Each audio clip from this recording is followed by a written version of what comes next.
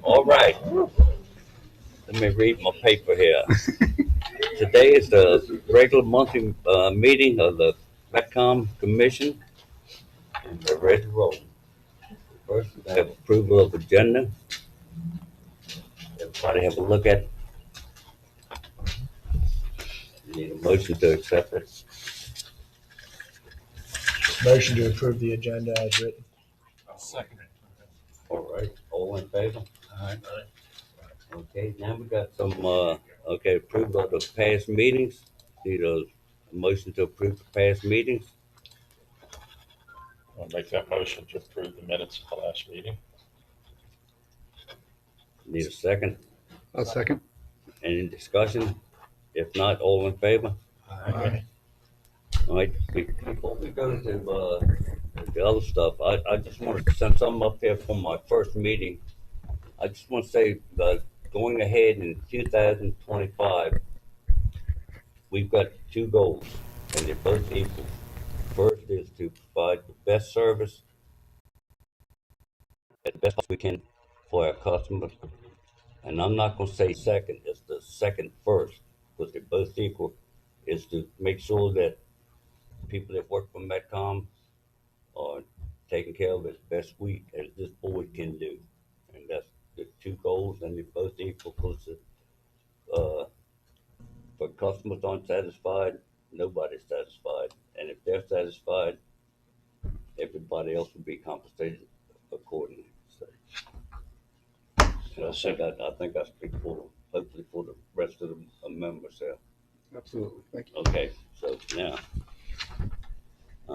and Mary, we got some length of service awards. We got Brandon. Brandon Green. Okay.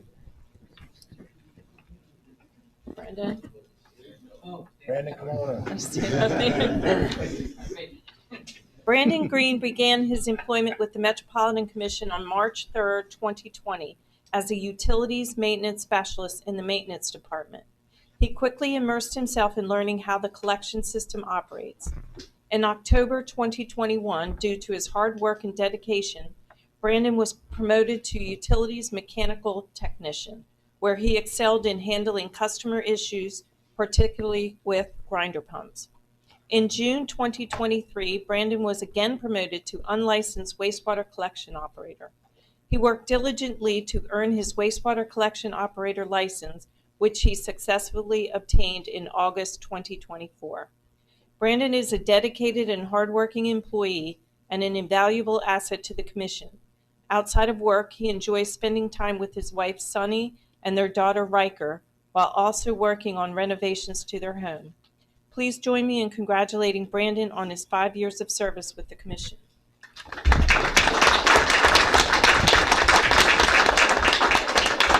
We have a meritorious service award. Hereby recognize Brandon Green for 5 years service to this commission and the citizens of St. Mary's County. So there's your certificate, there's your pin, and now the award card. Congratulations, thanks for all your service.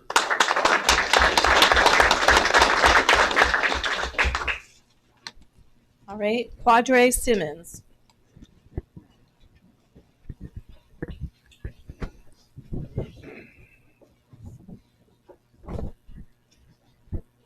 Quadre Simmons began his employment with the Metropolitan Commission on March 16, 2020, as a utilities building maintenance specialist. In March 2021, he transferred to the role of utilities maintenance specialist. Quadre quickly immersed himself in learning how the collection system functions.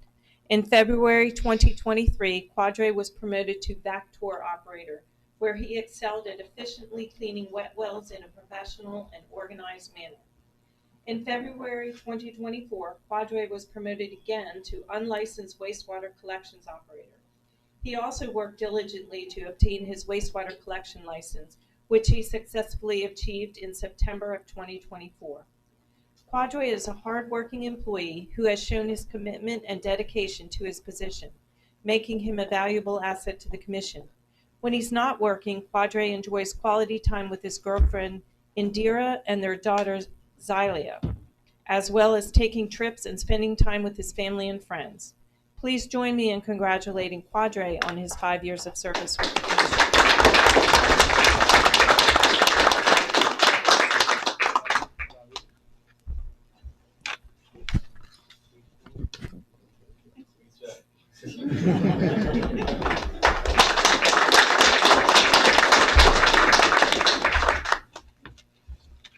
All right, moving along, we got a proclamation for Administrative Professionals Day. Administrative Professionals Day, April 23rd, 2025. In 1942, the National Secretaries Association was formed in order to recognize the contributions of administrative personnel in the workforce, and in 2000, the celebration was formally recognized as Administrative Professionals Week. According to recent surveys, there are now more than 949,000 administrative professionals working in our nation today. Administration includes a wide variety of roles, including office and human resource staff, customer service specialists, administrative assistants, billing and account collections, data entry, procurement specialists, and records maintenance personnel. The work of these professionals today requires advanced knowledge and expertise in communications, computer software, office technology, product management, organization, customer service, strategic support, and other vital office management responsibilities. Whereas it is through utilizing these skills with courtesy and professionalism that continue to significantly contribute to the overall efficiency and effectiveness of our offices. We also recognize that our administrative professionals are essential to the day-to-day running of this commission. Now, therefore, we, the commissioners of the St. Mary's County Metropolitan Commission, would like to publicly acknowledge and thank you for the excellent work and outstanding service you provide to Metcom and its customers, and do hereby recognize April 21st, 2025 through April 25th, 2025 as Administrative Professionals Week, and April 23rd, 2025 as Administrative Professionals Day, and salute the valuable contributions of administrative professionals in the workplace on this date, March 27th, 2025. Congratulations.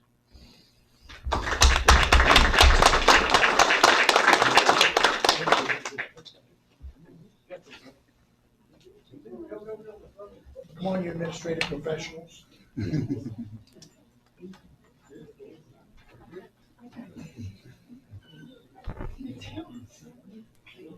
It's all win. Just be careful there, Robert. You're gonna get Seems like it's more than last year. Yeah. Thank you all very much.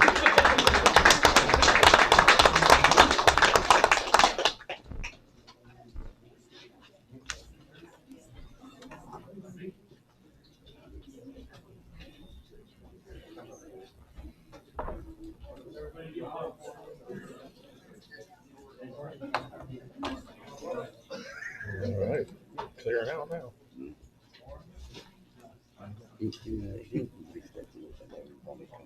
Oh, yeah, very nice. Absolutely.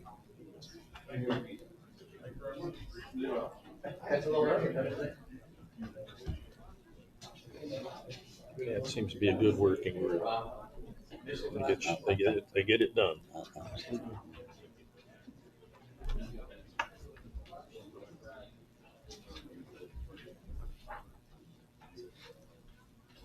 All right, I guess we got the consent agenda. Everybody have a chance to look it over. Any questions? I'll make a motion to accept the consent agenda as presented and to hereby approve all matters contained upon the consent agenda. Second. Any discussion? All in favor? Aye. All right, moving along to new business. Okay, this is appointment of board members to CFO interview and selection panel. Anne Mary's presenting. Yes, I'd like to ask Mr. Erickson to come up as well.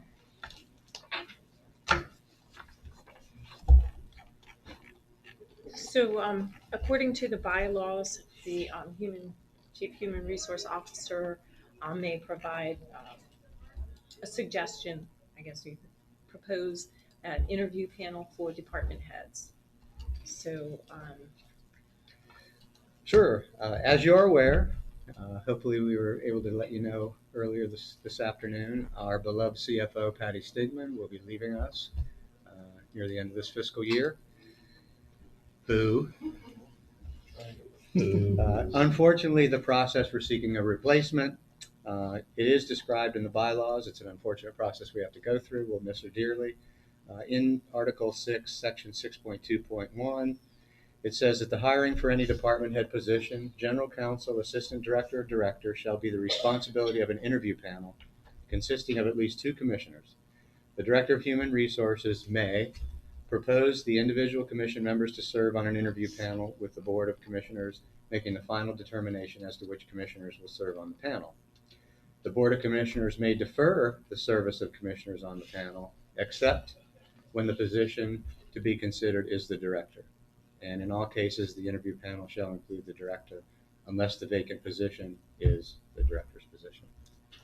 So without further ado, I think Anne Mary has a couple of suggestions, but it's tough. Puts her in a tough position to make a suggestion because the first question is why those 2? But it's simply just to put 2 names on the table and then to get a vote from the board on who they actually want to serve on the interview panel. So you need 2 commissioners on the board? Unless you waive your rights to sit on the board.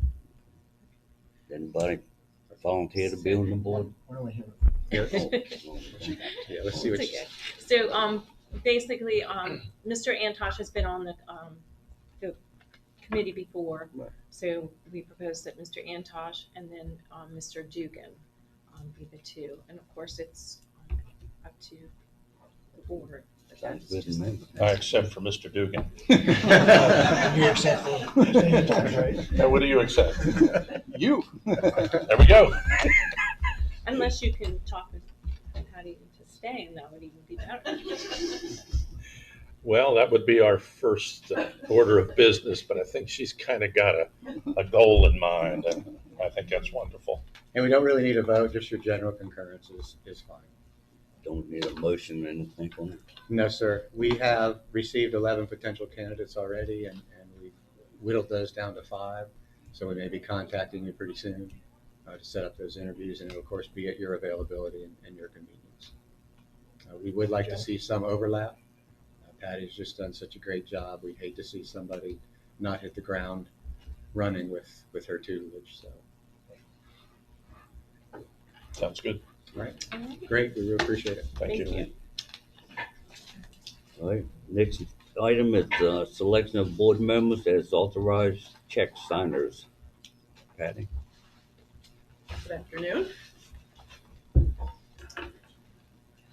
Commissioners, with the recent changes in the board, we are seeking your action to authorize 2 additional board members along with Mr. Dugan to be an authorized check signer. So our 3 active employee check signers are the executive director, chief financial officer, and the chief engineer. But from time to time, if there are not 2 of us available, we would seek a board member to sign checks. And I say checks, but it's the check register, and the check may be a paper check or an electronic ACH or wire direct deposit. It's really the check register that you sign your name to.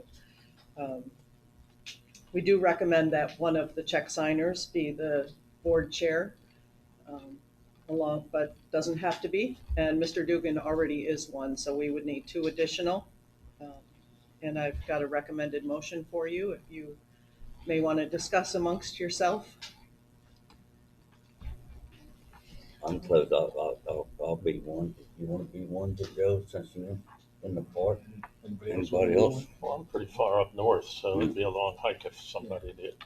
Is it normally done like during meetings or would? Normally on every Thursday, we do checks, but we have not had to request a board member to sign probably in 2020. many years. I mean, I don't have a problem being close in Lexington Park unless somebody else. I mean, That's good. I guess we can't sign checks to ourselves, so I'm out. Yeah, go for it, Joe. So there is There's a motion. recommended motion.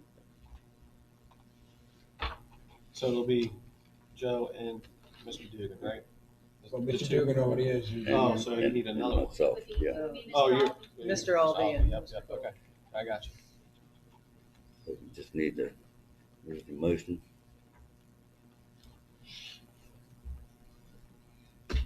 I guess I could read this here. Move that the commission approve the following board members to be authorized check signers on behalf of the commission. Maybe commissioner, we're adding Dugan. No, who are we adding? He's Joe gonna Gould add me and Joe. and Alvy. I second that motion. All in favor? Aye. Motion passed. Okay, moving on, we got the water use billing adjustment. Thank you. This item is for a water use billing adjustment more than $500. In May of 2024, this building was purchased by a new owner, and services had been restored after it being vacant for many years. The owner informed Metcom that it would remain vacant for several months until their renovations were complete. So it wasn't until January 2025 we noticed a spike in the usage.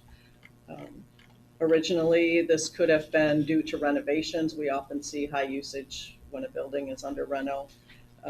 But we did contact the owner, and they had a plumber come out, investigate, and they did have a defective valve on a boiler.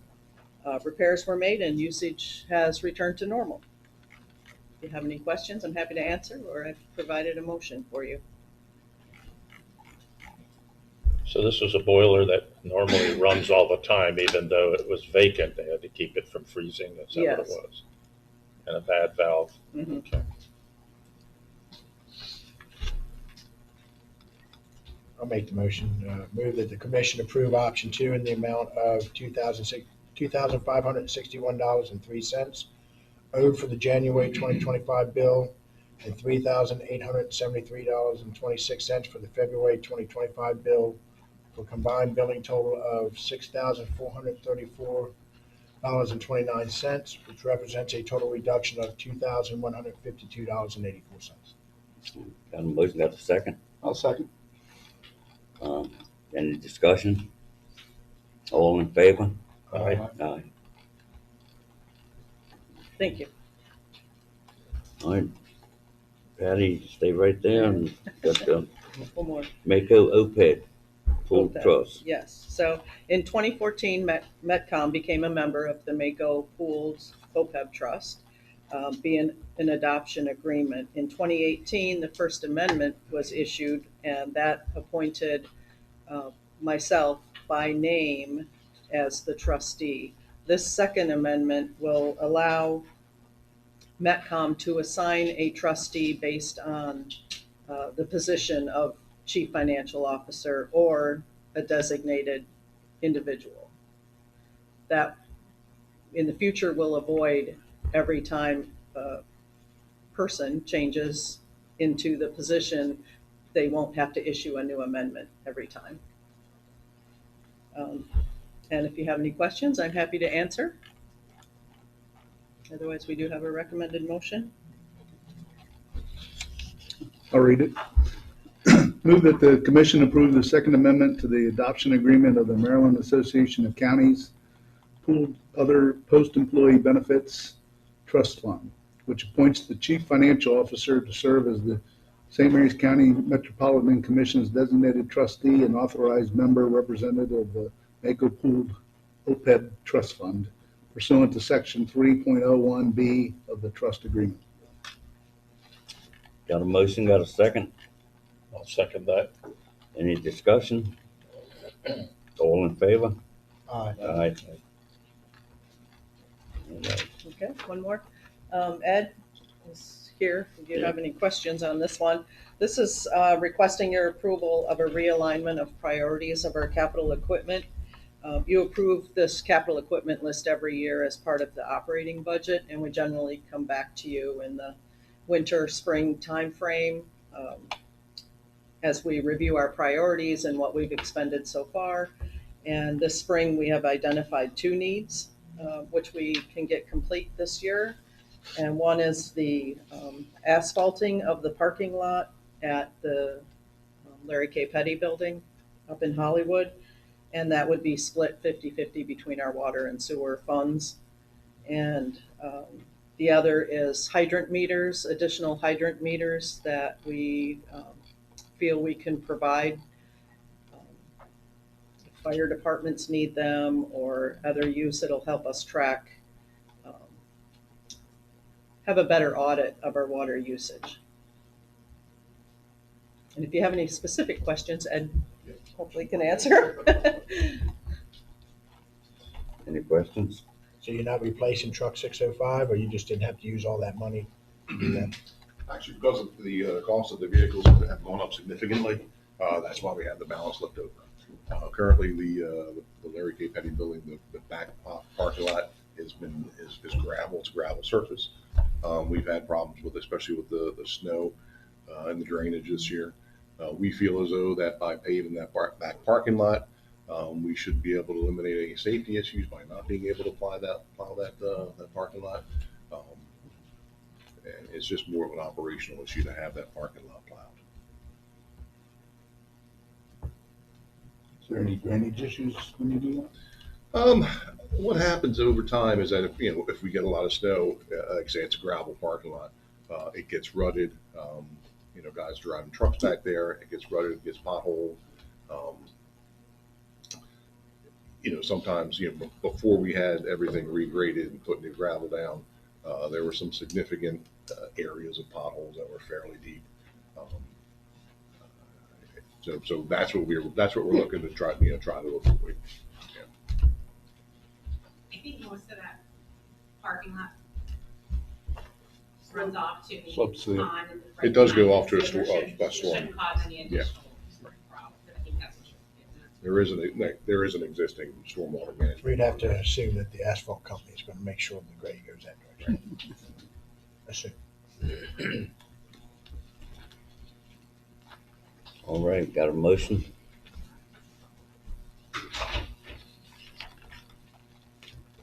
Move that the commission approve the realignment of the fiscal year 2025 capital equipment priorities in the water and wastewater departments. Specifically reduce the truck number 605 by $65,000 and the AMR to AMI Infrastructure Technology Pilot Project by $7,000 to allow for the addition of the hydrant meters for $12,000 and the asphalt project for the Petty Building parking area for $60,000 as identified and recommended by staff. And I'll second that motion. Any more discussion? If not, all in favor? Aye. All Thank you, approved. Commissioners. Thank you. All right, Ed, this one's yours. Grinder pump replacement purchase award. Yes, sir. There I have 3 items up for your consideration this afternoon. The first 2 actually are very closely related. It's the FY25 grinder pump replacement purchase and replacement services award. The original grinder pump replacement project began in 2013 as a long-term replacement project for grinder pumps, which now number approximately 1,800 within the county. Staff is seeking board approval for the purchase of 100 simplex grinder pumps and 3 duplex grinder pump units. The source for the funding for the purchase is the approved grinder pump replacement project, capital project number SM2509. Staff is also seeking board approval for the grinder pump replacement services contract, which will be utilized to install the grinder pumps throughout the commission service area. Sanitary districts 5 and 8 are slated for the majority of replacements and are areas of focus of the consent decree. Since 2013, the grinder pumps have been replaced under this specific contract. The grinder pump packages that are prioritized, they are prioritized due to condition issues and excessive I&I issues. So there's 2 items up for your approval today. With that, I will take any questions. How many do you typically keep in spare? We try to keep somewhere in the area of Just about 20 or so. We have increased our the amount that we're purchasing this year. A lot is due, in fact, to the consent decree, Right. and we have the funding available, which is why we've increased it. Typically, in years past, we purchased about 40 and we've installed about 30. So we're going to try to keep a little bit more in stock as we need them throughout the year in case something comes up or drives over the grinder pumps, things like that. Yeah, grinder pumps every year. What's going on? Um, Do we ever get to the point, it's just kind of like a bridge. You start painting it, you get to the other end when you're all done, then you start painting it. Is there ever a time when you say they're all done and we don't have to replace them, or do they keep with 1,800 falling off the in back county, end? we've actually begun to, replace more. We're going to try to replace 80 to 100 this year. That's more than the previous 40 every other year. Okay. So we have sped up the pace of the rehabilitation. Will we ever get to the end of being able to say we're done with this project? I don't think so, because Probably not, yeah. by the time the end of the project gets here, 15, 20 years from now, And the first ones are ready again. that's right. Okay, so we're gonna start calling you Grinder Pump Ed. Sure, I'll take that. You'll take that? I'll take Okay, that. all right. No, that's great that you have that PM in place so that they're constantly being replaced and the old Right, ones and fall the, off and the the back grinder end. pumps, that they are fiberglass vaults. They are relatively fragile. If they get hit by cars or people back over them, people constantly running lawnmowers into them, so they do over time start to fail. With the freeze and thaw cycles, the ground pushes in on these fiberglass vaults, so they do fail over time. It's just the nature of the beast. How many grinder pumps do we have out there in the system? About 1,800. About 18? Wow. 1,800. So 100 is just a drop in the Right. bucket. We have two dedicated guys strictly to fixing grinder pumps during the day. That vehicle actually gets the most mileage over the course of the year. It averages about 150,000 miles a year because it's driving to and fro.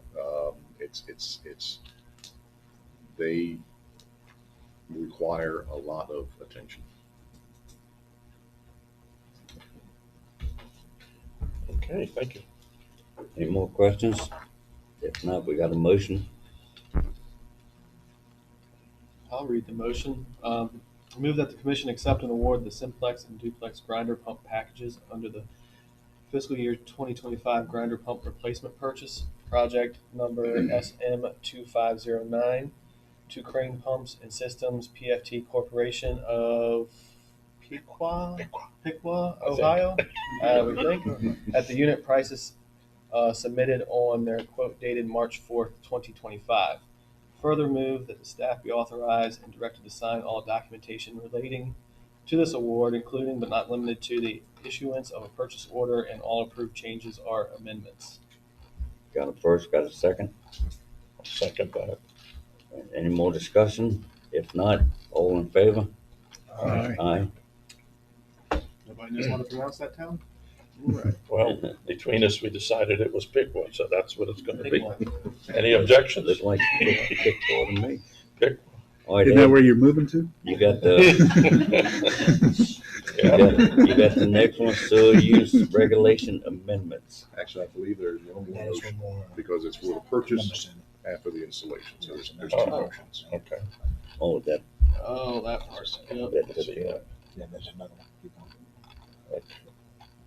I can't find it. Okay, I'll read it since I Okay. haven't found it yet. Move that the commission approve an amount not to exceed $396,586.72 to the Schumer Incorporation of Mayo, Maryland for fiscal year 2025 grinder pump replacement services, project number SM2509 at the unit prices included in their executed contract number 22-09-F. Further move that staff be authorized and directed to sign all documents relating to this contract award, including but not limited to all approved change orders. okay. We got a motion, need a second. Second that. Okay, any more discussion? If not, all in favor? Aye. All right. Thank you, Commissioner. Last item up I have here is the sewer use regulations proposed text amendments. The sewer use ordinance of St. Mary's County has an effective date of October 1st, 1997. Several revisions to the 1997 sewer use regulations were drafted and formally adopted by the board on April 25th, 2019. The latest revision removes the prohibition of the swimming pool drainage. The new text includes language that is consistent with NDE's general discharge permit requirements for swimming pools, effective December 1st, 2022. And with that, I'll take any questions. So previously, all the swimming pool discharges had to be approved by the executive director. With this just changes that. So we do have the form, and it is in line with NDE's discharge requirements. Where does it discharge to? MDE's prohibition actually prevents it from going into storm drains onto grassy areas. So right now they'll discharge into the sewer collection system. So it goes through this collection system to a pump station to the treatment plant. And there's no operational issues that we've had in the past. Actually, it kind of helps us out, to be honest, because it is a big slug of clean water. So it generally helps to clean up any grit and gravel that goes through the collection system. Yeah. Motion here somewhere. It's like Commissioners, if you're ever looking for a motion, or IT folks always try to stay ahead of us and get the motions up on the screen. Yeah, good luck. Hopefully you can see them. Do we get the document? Going through the 80 pages would be there I anyway. got my little finger moving. I'll move that the commission authorize staff to advertise and conduct a public hearing to present the proposed text amendments to the sewer use regulation prior to the final approval and adoption by the commission. I'll second that motion. All right, got a second. Any discussion? If not, all in favor? Aye. Aye. All right. Thank you, commissioners. Thank you. All right, now we got continuing business. This is the budget. Before they go into this, commissioners, in the upper left-hand corner of your screens, there's a means for you to actually see everything Yeah. flagged. Right, Okay, just so check that you don't have to scroll through each screen to see each segment, and this is very important. Well, obviously it's on the screen, but it's very important in reviewing the budget because the budget is broken down by pages as well, okay? And where is that little thing you're Right, saying? right here. And there's specifically a motion tab, so you can jump right to the motion. He is bookmarked, so you can see page by page or pages per. Oh, okay. No, I've been looking at it. Okay. That's a short you didn't know. Ready? All right. Thank you for all your work since October, I think, of last year when we started this budget process. We'll just jump right into it today. As you recall from our last meeting, we unveiled our Metcom dashboard. I think Commissioner Mattingly wasn't here, so we talked a little bit about it ahead of time. That dashboard included 7 major operational areas: efficiency, personnel, system integrity, consumer affordability, fiscal management, customer relations, and compliance. And we reiterated those on slides 18 and 19 for Commissioner Mattingly wasn't here, or anyone else who wants to look at those again. We also included on slides 20 and 23 all of our debt performance measures. There are 4 of them, which we all successfully met again this year. Today, we're looking for your concurrence, and you'll see up on the slide in green for several items. Number 1, a decision on COLAs and merit, and the decision really is only to go to public hearing, not necessarily it being the final number. We've included in our budget a 2% COLA and a 2.7% merit increase. We agreed last time to maintain our rates of increase, which we'll talk about in a few minutes, as opposed to lowering the rate of increase. We proposed actually a balanced budget at our last meeting in February. Usually that happens during this meeting, but we were able to balance the budget at our last meeting and then address any topical issues that you might have. That's on the operational side. On the capital side, you approved the budget to go to Planning Commission probably 2 months ago. Christy and I went to the Planning Commission Monday night. We had a great time, as usual. A lot of good questions. There are three new Planning Commission members. Usually with a lot of tenure, you get less questions year after year, but we had 3 new board members, commission members, so it went well. We received a unanimous approval, and we got our letter from the Planning Commission today addressed to the county commissioners which preempts when we go over there and present our capital budget. Planning Commission is responsible for ensuring that our capital program is consistent with the comprehensive plan.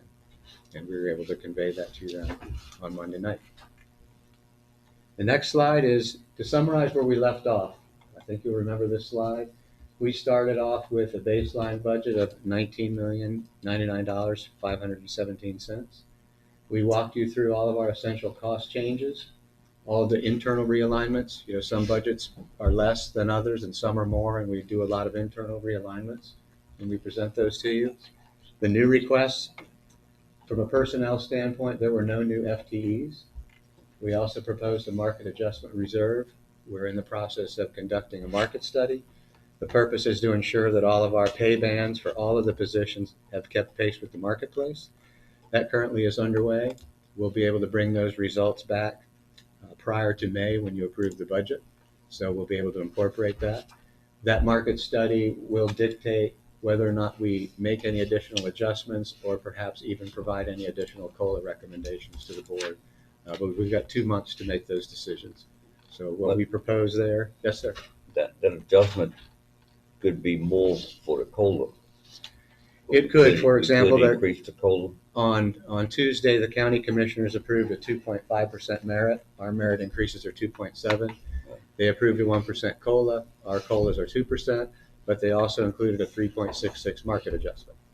So when the market study comes back, I think from our standpoint, we would have had a 2% COLA and the market adjustment would be 2.66, but they're doing theirs for whatever reason. But you're right, the 3.66 market adjustment could be 2%, could be 1, could be a half, could be 0. But we wanted to put that reserve in there so that you could make an informed decision with the results of that study. So we could, instead of having the COLA at 2, we could make it 3, 4. You can, based on the recommendations from the market study, and you can ignore the market study and make it 3 or 4 if you'd like as well. Okay. We're just suggesting that you wait for that study before you throw a number out there, because then it becomes an expectation. Yeah, I just kind of feel that we may be a little bit behind in keeping up with what's going on, price of this, price of that. And We don't necessarily disagree, but I think the one thing that the commission did that was good is introduced a second 2% COLA mid-year. So the employees really got a 3% and then a full 4 going into the next year. So we might be a little bit behind, but hopefully not 4 and 5% like some of the other jurisdictions. I think we did a good job phasing that in. So we're looking forward to getting that study back. In addition to that, we recommended a public hearing reserve. Typically, that's around 2% of the operating budget. We proposed 3%, and as we described last time, there are some additional regulations that are being proposed up in Annapolis that has to do with the disposal of sludge. They've put an MCL limit of 1 microgram per kilogram number on that. We typically land apply about 5,200 tons a year. If this goes into effect and we're not able to meet that MCL limit, we would have to landfill. The difference between landfilling and land application sludge is $52.25, I think, a ton for landfill application and $120 per ton for landfilling. So that differential, we propose to be placed in the reserve just in case. If that legislation fails at any time during the process, we'll be able to take that $355,000 and either keep it in the reserve, or we can actually reduce the budget if the board so likes, or apply it to a COLA or a merit increase, additional merit increases, or whatever the market adjustment recommends. So that's where we left it off last time, and the budget was balanced. One thing I did want to point out, and Laura, sorry for this, we made a last minute adjustment. Our budget is proposed at 1.5% of the FY25 approved. I think in your packages, there's a number of 3.29, but the 3.29 is actually the amount of reserve, the percentage of reserve. I just duplicated that number and I take full responsibility for that. I thought it was important that we were able to include merits and COLAs, a market adjustment reserve, all of the recommended changes and essential cost changes, and we were still below last year's approved budget. So the only reason that we're above last year's approved is because we're recommending a 3% reserve, which I think is absolutely prudent at this time.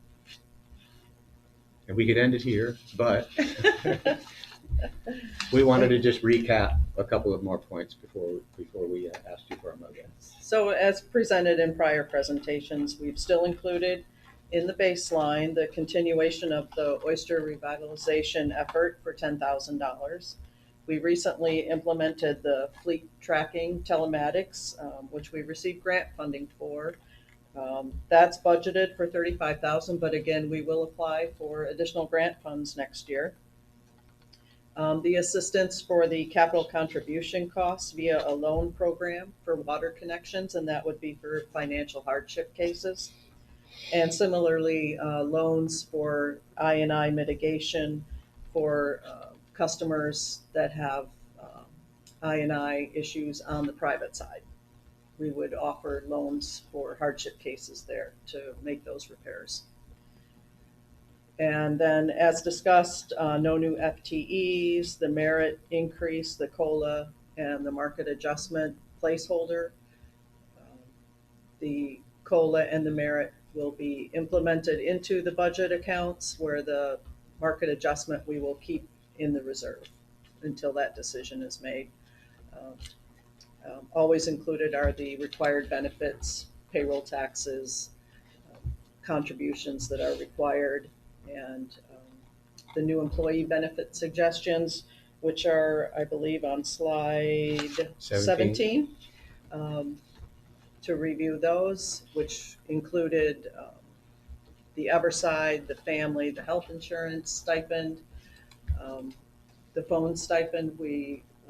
We're suggesting to increase that. So the impact of that, I believe it's 66,000 approximately, that's also in the reserve, and that decision can be made after the public hearing. Go back here.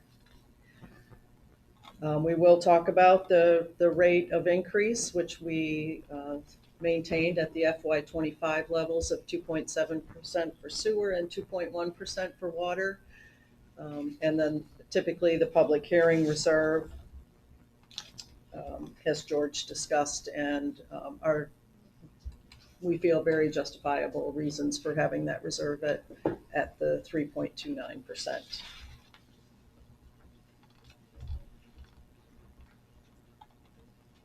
The 3.29%, again, we have the legislation, but we also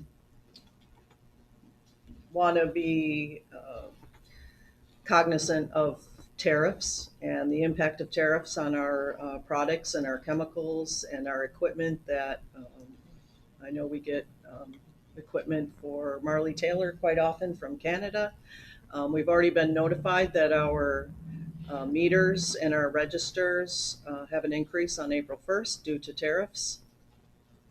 So, that reserve, even things that might increase the reserve, if things aren't approved or not needed necessarily, that will help for any of that. And with that unknown, we would suggest we keep that in the reserve until it is an impact, and that can always get moved based on your action.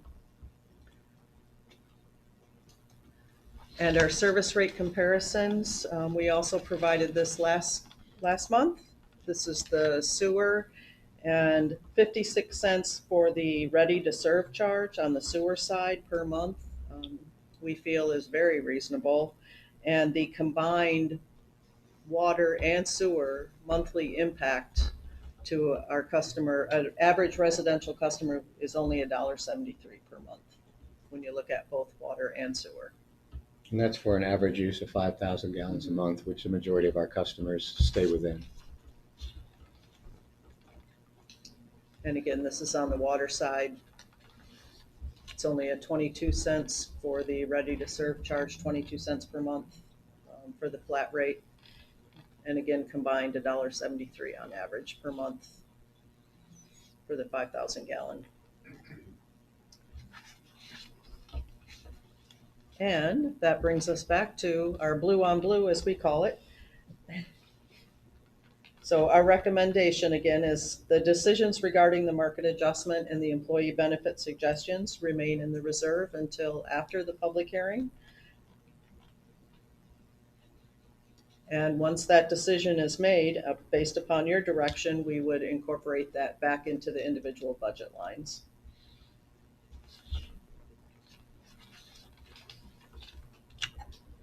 Our capital equipment request, again, you've seen this a few times already, but we just wanted to reflect that we do prioritize every year, and we maintain a 3-year plan. Of course, we can readjust every year as we go along. And we do try to keep, you see the total 575 at the end. We maintain our reserve,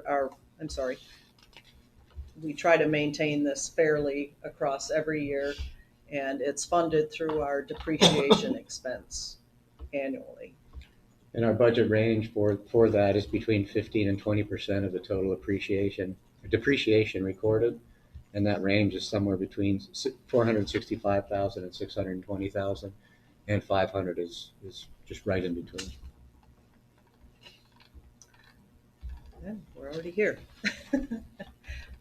As George said, he and Christy attended the Planning Commission on Monday night they were able to answer all the questions, and we received authorization from them. Our public hearing will be advertised for the next 3 Fridays, and the public hearing will be held here on April 15th at 6 p.m. That will be live streamed, so if you wish to attend, you're welcome to, or you can view it. Then April 22nd, we present to the county commissioners the capital budget, the draft, and then in May, we submit the final. The county will approve the capital budget, and this board will approve both the capital and the operating budget. And you see an asterisk there. Typically, that happens at a joint meeting. County commissioners and the board meet together, and then the board meets after that. But if there isn't a joint meeting, then there's 2 separate dates. One is a Tuesday and one's a Thursday. But typically, it would be on a Tuesday. So mark your calendars. And again, there's many supplemental slides. We won't go through those information you've seen before, but if you want to go back and look at anything, it's available for you. We have a lengthy motion to authorize staff to take to public hearing. But if you have any questions ahead of time, happy to answer them. Do we have any update in terms of the timing of the market adjustment study? It's due in April. Do they anticipate with the dynamics of what's going on in terms of the federal government employees of that needing to change? We'll see. Yeah, a lot of we'll sees. I would expect. Me too. Yes. I'd like to see that actually broken out in terms of assumptions too. We try to make sure we have that in there.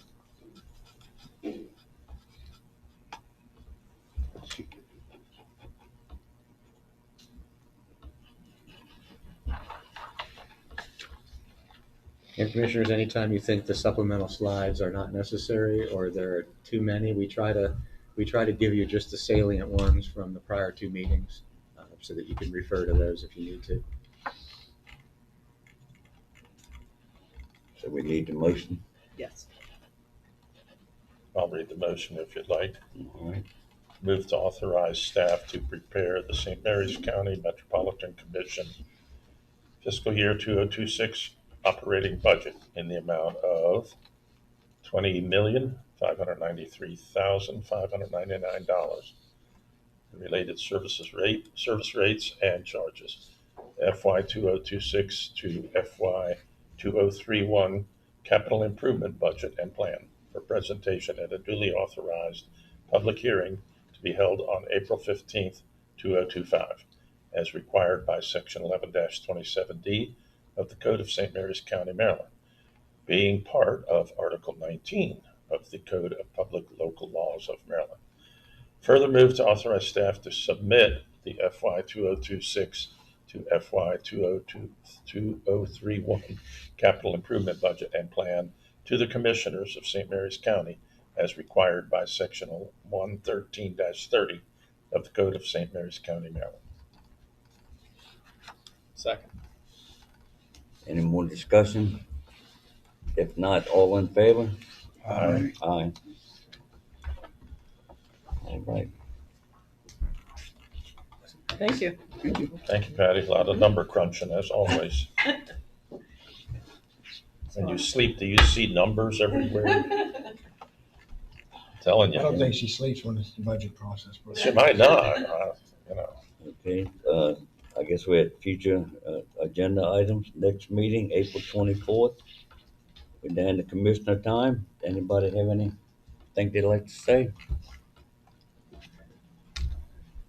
Yes, sir. After discussion with our legal counsel today, Mr. Beaver, we no longer need to include litigation as part of the motion to go into executive session. So when you make that motion, if you can strike out litigation, it will be for personnel only. Okay, so I guess now we need a motion to go into executive session. I make a motion, we adjourn the I make a motion that we go into executive session for personnel issue matters. Got a second? Second. All right, all in favor? Aye. Executive session, here we go.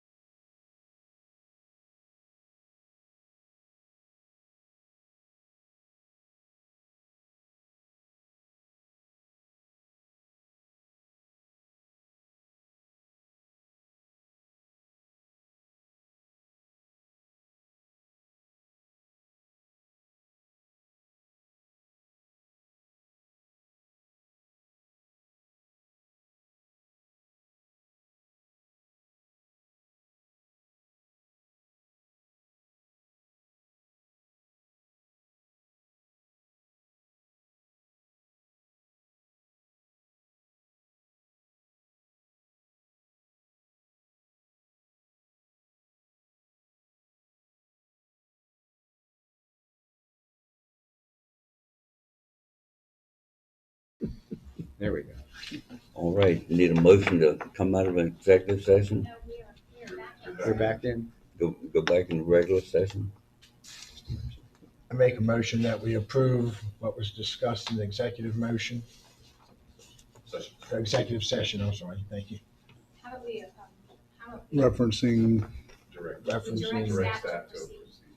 Proceed as discussed. Thank you. And direct staff to proceed as discussed, thank you. I'll second. All right, any more discussion? If not, all in favor? Aye. All right. Then We need we another, don't need a motion now to go back into regular session? no, we need another motion. We're back in regular session. All right, I gotta need a make a motion to approve the minutes from the February 27th, 2025 executive session. Second. Okay, all in favor? Aye. Is that it?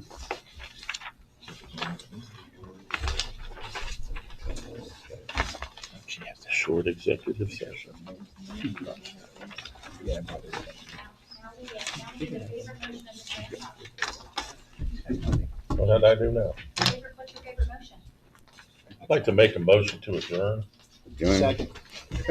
All in favor? I didn't know that was my favorite. Meeting's adjourned. I don't know. I need to start wearing my court